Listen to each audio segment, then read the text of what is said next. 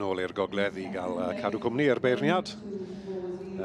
Deirdre Powell yn ei ddewis o'r gorau o'r Caseg Wag neu Adfarch ceffyl o dan 148 cm ac ni'n gweld ni'n mynd lawr y llinell ond i fod yn glir.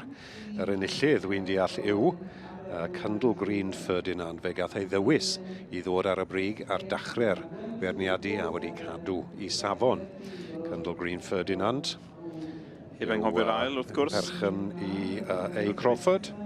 Ie, heb anghofio'r ail wrth gwrs. Charlotte Leonard, Little Miss Rhino. Wedyn yn drydydd Bethan Powell gyda Pen Strymlu Kevin, ond fel o ti'n sôn Rob yn mynd ar wobr gynta A. Crawford, Cyndl Green Ferdinand, cael ei ddangos gan Zara Owen. Ie, pleser gweld Zara. Mae Zara'n enwog iawn. Wedi cael digon o lwyddiant yn y cylch hyn o dan gyfrwy a ceffylau hela.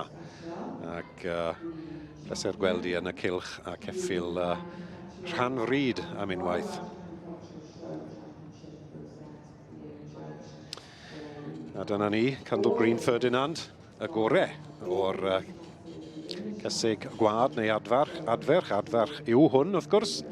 Ceffyl o dan. Ceffyl dros 148 cm.